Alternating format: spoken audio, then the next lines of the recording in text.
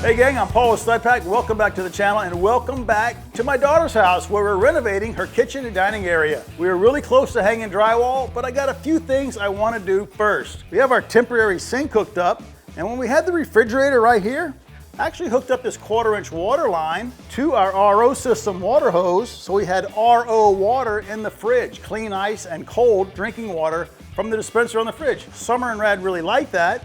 So they asked me if it's possible to hook it up to the refrigerator in its new location.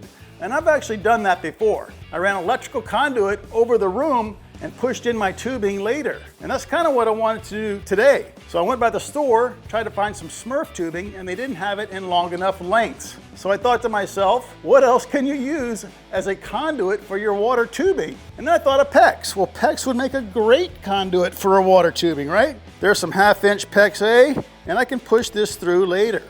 Now I don't want to go with 1/4 because I'm afraid of the pressure drop. So I wanted to go 3/8. But if I'm using PEX for the conduit, why not just use PEX for the water line? So that's what I'm gonna do. And we're gonna run it on this side of the kitchen, not the other side, because it's already crowded with the drain, the hot, the cold, and all the electric.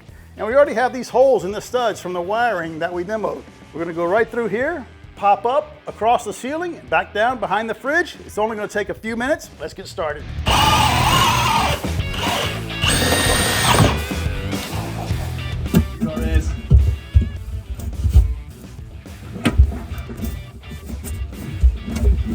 Yeah. Nice. Never done that before. Got our PEX run, took like 5 minutes. Summer and Rad are really gonna enjoy having that clean water at their fridge. Now I'm not gonna make up each end yet. You saw me put some blue tape over it so I didn't get sawdust in there as I was pushing it through. But I gotta transition from the PEX to compression fittings. So that's gonna be easy. So I got to transition from my PEX A, because that's what we're using, to pipe thread. So they make all kind of brass fittings like this. I'm sure I can get this in a smaller pipe thread size. Once I'm there, I get a fitting that will go from pipe thread to 1/4-inch compression. Once I'm there, that end is done on the ice maker side. I can take off the nut and the ferrule that come with it and screw on my ice maker hose. On the sink side, I want to have 3/8. So I will do the same thing. I will transition from PEX to 3/8 compression right there. Again, probably a straight fitting. Now, you cannot use the brass ferrule on plastic tubing. This is going to cut the tubing and it's not going to seal. So they make these little kits. It's an insert that keeps the tubing from getting crushed, and then a plastic ferrule like that. You're going to put that in, boom, put on your nut, and you're good to go. So we're gonna do all that later, and we're gonna make sure we show you. And that's gonna be really luxurious for Summer and Rad to have cold RO water at the fridge and RO ice. But let's take off our plumbing cap, put on our electrical cap, because, Jordan, you wanna hit that laser behind you, bud? Now, you know we always wanna make our countertop receptacles the same height, because when you put tile there, any difference is gonna show up because now you have all those horizontal lines. So the box on the left is about 1 inch lower than the one on the right. We're gonna fix that. We're gonna put adjustable depth boxes, always on backsplashes, so we can dial them in and out according to the backsplash that Summer's gonna pick out. And then while we're doing all that, we're gonna fix this cable, the one that goes behind this post. We're gonna run it through right there. Let's get that done. That shouldn't take but 10 minutes. Hey guys, a quick break in our remodel project to tell you about the sponsor of today's video, Huel. Huel makes no prep meals that don't compromise your health. So as you know, Summer and Rad's kitchen is completely torn up. It's nearly impossible for us to cook a lunch and clean up after. So the Huel Black Edition ready to drink meal replacement has been awesome and gets us through the day. Now we've been using these for lunch, but they're great any time of the day. If you're in a rush in the morning, just grab one out of the fridge and you're ready to go. Huel products are designed by dietitians and nutritionists to give your body everything it needs in a convenient way. Now we love Huel's Black Edition because it contains 35 grams of plant-based proteins. It also has 27 essential vitamins and minerals, plenty of fiber, and 150 science-backed health benefits to keep you on your game. Now we have our fridge stocked with some chocolate and vanilla. Vanilla is my favorite, so I'm gonna give it a quick shake. And it tastes great. So if you want to save time, save money, and stay healthy, check out Huel. We'll leave a link in the description below. Use code STUDPACK at checkout. You're going to get 15% off your first order and a free starter kit. Having a busy life shouldn't stop you from eating healthy. So go check out Huel, guys. You're not going to regret it. Let's get back to work. Guys, our list just got longer. We finished this one. That was easy, right? Boom, through our post, no problem. We were about to move down there and tackle our third electrical project, and Jordan said, Dad, wait a minute. Look up there, dude. There's a staple through the Romex. It's not an electrician staple, even though some of them have been overdriven. That's from the insulators. See all these staples right here? That's from the insulators. This one they sent right through the Romex, and if you come a little farther down, the little nick right there, big nick right here, and look at that. I pulled that staple out. To me, that black mark means this cable is now compromised. Last thing I want to do is insulate this wall and put sheetrock over it. And the really last thing I want to do is replace it, but we got to replace it. It's actually going to be pretty easy. It goes into this exterior box, got a ground fault outside, and fortunately, they hit the same cable all the way up, here, here, and here. In other words, the back one was far enough back. And now we're in the attic space. I'll just pull this up into the attic space, find a good spot, splice on, send a new cable back down. Remodels are just putting junction boxes everywhere. Remodels are just insane what you find in the walls. But I'm so glad we found this. Good job, bud. Yeah, you're welcome. Eagle eye. Hey, didn't get that from you though. You did not. Maybe when I was your age. Before we change this cable, we got to know what circuit it is. We traced out every circuit inside in this area we're working, but we didn't do this one outside.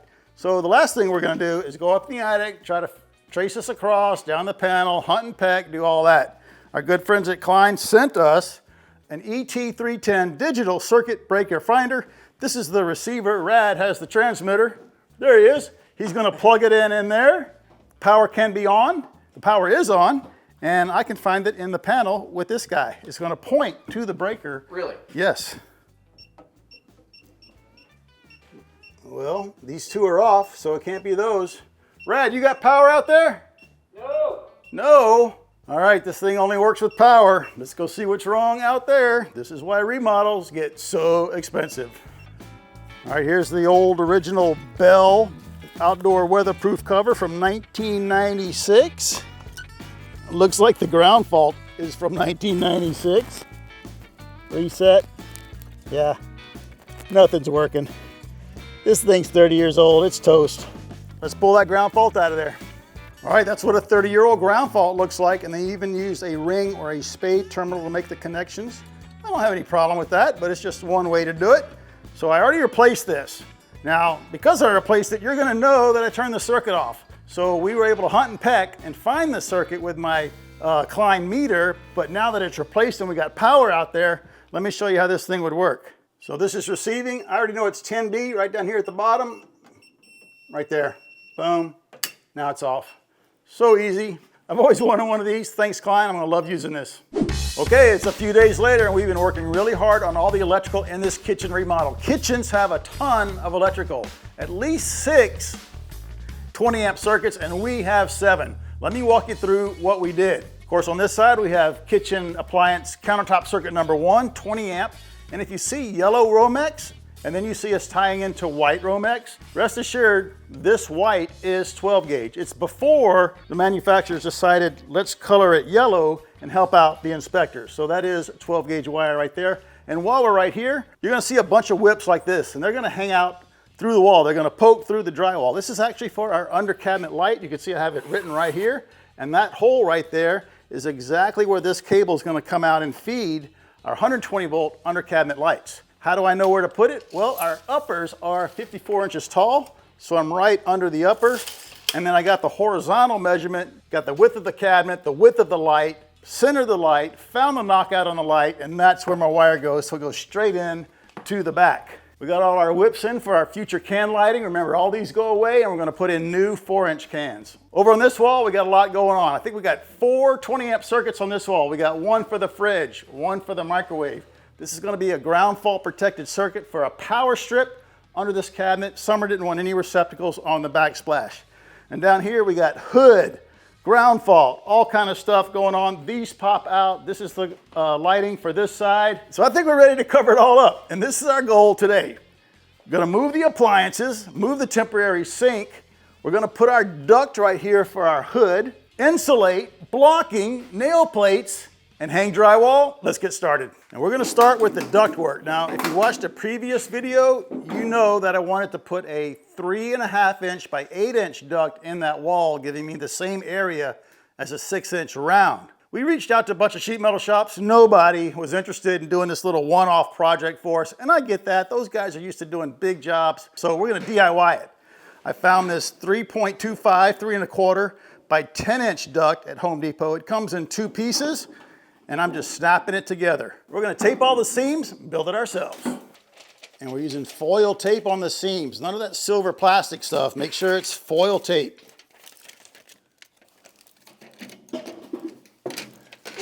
And we are taping all the seams, even the ones I put together right here. We're gonna tape them all so we don't have any air leakage, maximum airflow. We thought about screws or rivets, but this tape is really strong. And once it's in that wall, encased on 4 sides, it's never coming apart. Really happy with the way that came out. And it's just taped together, and look how strong it is. No, this is not the world's biggest stud pack periscope. It is our duct to get our air from the downdraft hood up through the attic, through the roof. It's all taped together. We got 3 sections of 3-foot duct, rectangular duct. We got a 90, and we got the transition. Take a look inside there, Jordan. See how nicely the air is gonna flow? And you're looking at the bottom. I got the top over here. We're gonna have a rectangle to round transition, 6-inch round, and it's gonna go on here. But if I tape it on here now, I'm not gonna be able to get this through the hole in our drywall. So my daughter reminded me not to tape it on yet. So thank you, Summer. Yeah. So we're almost ready to put this in the wall, but what I want to do, come back down here, Jordan. I wanna get my intake or my exhaust the same distance off the floor as the duct is coming off of my hood. In other words, I don't want the hood and have to go down to catch this, and I don't want to go up in the cabinets to catch this. I want to come straight across. Let's open up our hood, pull out the instructions, and find out what that number is. Here's our downdraft. Here's the factory outlet. It was pointing down, but we rotated the blower so it points to the left. And why do we do all this? We're trying to get that number, right? So we have a smooth transition between this and our main trunk. So I got my tape measure hooked under here. That's where our countertop's gonna be. And if I look underneath, lining up the center seam of my fitting, I'm at like 23.5. Now that I know that number, I can calculate how far this is gonna be from the floor. Countertop is 36, so I'll just do the math and we'll have our number and we can put our duct in the wall.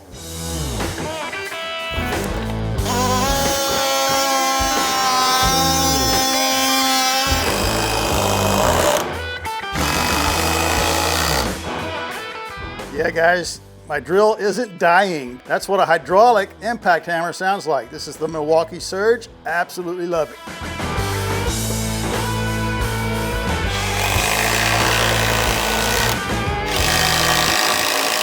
All right, guys, I had a little bit more framing to do on the end of this wall to accommodate our duct. This is a 10-foot 2x4. We didn't cut it. Got 9-foot ceilings. So it's sticking up in the attic a bit. We're gonna put our duct in here, transition to the attic. Then we can plumb and square this 2x4, fasten it in the attic, and finish our ductwork with the transition on the end and tape it. Let's grab it, Red, put it in there. I've been waiting for this for a long time. I know Summer has. If we did our job, nice. It'll sit on that little ledge we made, and then we don't have to hold it in place. Look at that, guys. How professional does that look? Y'all happy with it? Yeah, it's great. All right, let me grab a tape measure, and let's see how I did. 12.5? Pretty close enough. That's why we're using flex. All right, let's go in the attic and finish that so we can keep working and get drywall up. All right, guys, a quick audible on our ductwork. As great as it looks, we have to take it apart, and here's why. My daughter reminded me that we have to have room for the hood behind the range, and we have to be able to make up to here. But as it is now, the range is gonna crash into our fitting. I just envisioned we had all this room, but we really don't. So the tape measure is laid out. So the 31 inches right here, that's the front of our range. The back of our range is at the 7-inch mark, and here's the back of our blower, right at the corner. So what we're gonna do, we're gonna take off this 90 and this transition. Put the transition pointed straight down, so it'll be right here where my hand is. then we will easily later be able to hook up to that transition and sweep over with some flex right there and pick up the hood. It'll just take a minute. So glad we found it now. Let's get it done.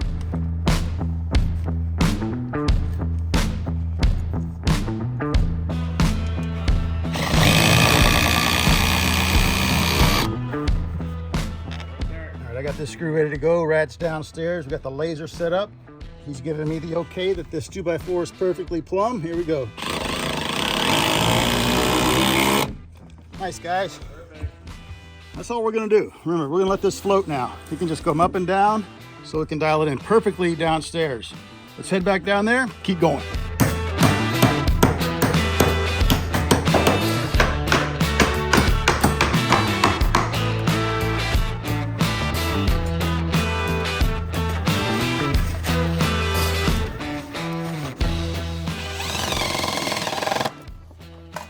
Bud, how's that? Wow. Yep. That's pretty special. Yeah. So I had these on there temporarily, the little clamps, but then you can't insulate around the clamp. So that's how I like to do it. Put a big strap around it, then we're fully insulated. And it's a lot less pieces, and it's a lot fewer pieces of insulation, right? All right, let's do this. Strap it, and I think this wall is ready for insulation. All right, we're getting there. Got all our nail plates on, got our pecs insulated up the exterior wall, and then a couple of feet into the living space up there. I'm gonna start insulating. The boys are gonna hit the blocking, get this thing drywalled in. All right, guys, this is how I do insulation. When I come across a cable, a pipe, I split it. I put half of it in the back, right? And then the other half right here in the front. If I just stick it in, it's gonna compress the insulation right here so it's not doing its job. And I'm uninsulated in the back. So it just takes a little bit more time to split it and kind of thread it around everything.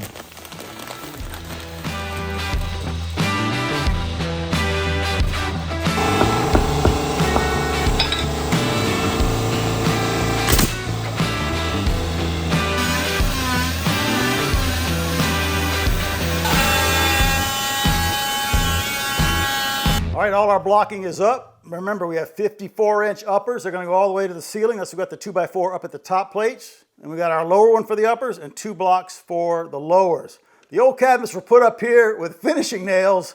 We're gonna use screws, so we wanted to make sure no matter where we put a screw, we were gonna have blocking. I'm trying to get ahead of them with the drywall. So this is our old drywall. We're gonna have a patch. So we have a little nailer right here. This is an important step. Don't forget to nail off or screw off the drywall, your existing drywall first. So I'm gonna screw it off here, and even this sheet right here. I'm probably gonna run a row of screws right here. I'm not probably gonna, I am gonna, because I don't know if we took them out on this side when we removed all those. So I'm gonna go ahead and get all this prep, start hanging some rock on the ceiling.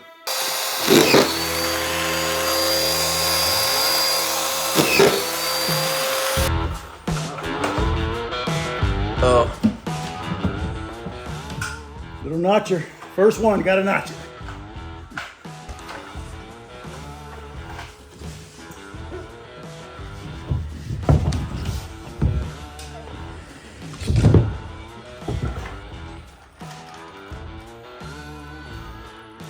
A long time since I did this.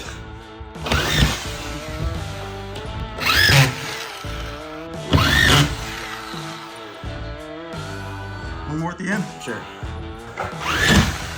Boom. We got a cordless one on the way, guys. Yep. Holiday season, UPS is a little behind.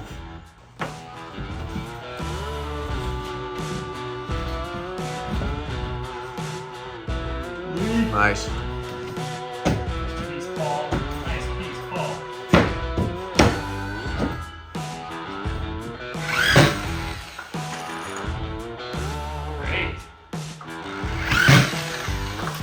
All right, guys, all the ceiling patches are done. We got this one little square right here and all the round holes where the existing lighting is. We're gonna patch all that later. The goal today is to do all the walls, and it's gonna go really, really fast. We're already got our blocking done, our fire caulking done, our insulation ready to go. Even got the studs marked top and bottom, our measurements for all our boxes. There's a lot to do before you do drywall. I got the sink moved, but Rad is cooking a bone broth today, so I couldn't move the oven. What are you doing, man?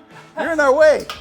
Well, I will say, these Perkins Builder belts have the perfect location for your tongs for all your building stuff. So You put that on for all your drywall screws, you tape measure, but you just put your tongs in there. That's pretty cool. It's perfect. So remember, guys, today's Black Friday. You can get your own Perkins Builder Belt, whether it's for you or a gift. PerkinsBuilderBelt.com. Use the code SP50 at checkout, and you're going to get $50 off the normal $200 price. But let's grab all our tools to get drywall. We don't need many. Get this room done.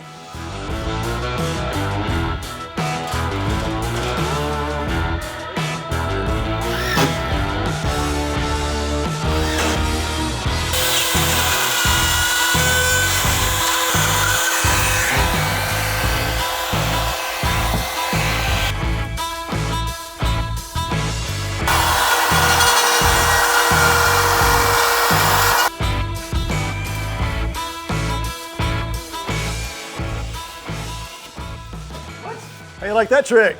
How'd you do that? So I measured down from the ceiling and I scored the back of this sheet at the top of the window. Then I can just route both sides and snap it off. That way I don't have to route that edge. Wow. Save yourself a lot of time and a little dust. Let's keep going.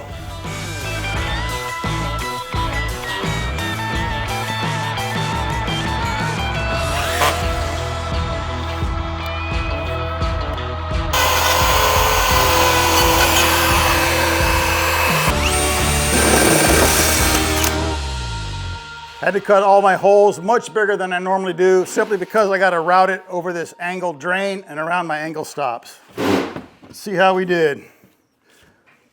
All right, we made the turn. Oh, come on. There's one. Oh, nice. Way to go, Paul. Nice. All right, a little hot mud. Take care of all that.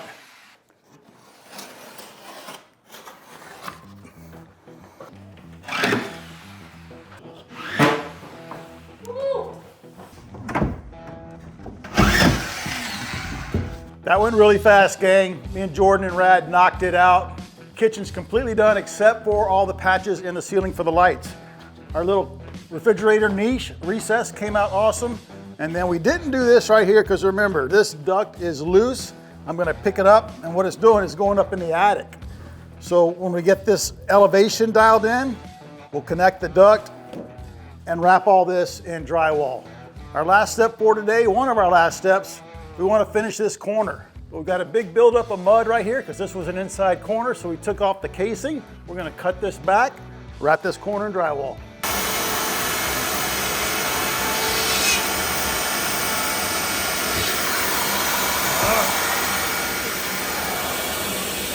Don't put that in the video. I knew I was off. I'm going to hate that. Let's change it. I don't want it on there. Okay. It'll take me more time to fix that than it will to change that sheet, right? Yep. Let's see what. That corner's all done, came out great. Rad is in the laundry room patching behind the washer where we tied in with the PEX to our copper. So there's really only one section left that's right here. We're just gonna go ahead and knock it out. So this was the original end of this wall, kind of like that, but it was way back here. So I got a heavy mud buildup right here. So I don't want to put a sheet here. I don't have anything to screw these two anyway because I got our ductwork. So where the laser line is set up is my cut line. So I'm right on the center of our post. We'll make a cut all the way up, all the way down to the skirt board and patch in from here out to our corner. Couple things, the handrail is in the way. We could notch around here, but the plan is to get rid of this handrail and this one by. This one by is simply nailed to all the studs and it gave them a place to screw on all the handrail brackets. It looks kind of clunky, so we're gonna remove all this and clean that up later. And I'm saying all that because what I'm about to do next is gonna freak you out. I'm just gonna cut this off right here, really rough with the saw. We got a bracket right there, so it'll still be strong, and then we can make our drywall patch. Summer, need the recep.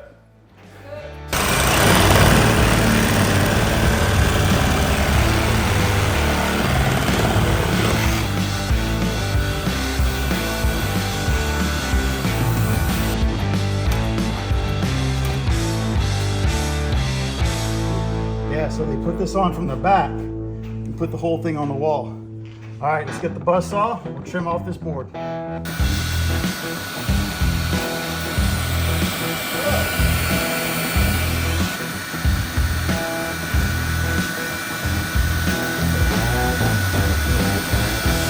right, got this corner all wrapped up. came out really nice. Our last piece, of course, is going to be right here to cover up our ductwork once we know where it's going to be. But that's all the drywall, guys, except for the patches on the ceiling. So right now, we're going to end the video, but Brad and I are going to keep working. We're going to mix up some hot mud and fill in all the big holes and joints. Key step for us that we like to do before we put on our first coat of tape. Like where? Like where do you think an area? Well, come over here. Here's a great example. So there's always one nail that you forget, right? So here was a nail, and it actually poked through this ultralight drywall. This stuff is really soft. So hot mud is the perfect application for that. And then let me try to find you one more. Maybe down here around these valves. I like to seal that tight with mud so no bugs get through there, because remember, our walls aren't sealed like they were at the Stud Pack Dream House. That's gonna be a wrap on the video. Don't forget your Perkins Builder Belt at perkinsbuilderbelt.com. Perfect time for the holidays. SP50 at checkout will get you $50 off. Don't forget to like and subscribe. But before you hit that like button, make sure you run a custom exhaust vent to it and leave it loose like we did, so you can get it in exactly the right place. Another great Christmas idea, Stud Pack merch, bunkerbranding.com. We'll put links for everything below. Thanks for watching, guys. We'll catch you right back here on our very next Stud Pack video.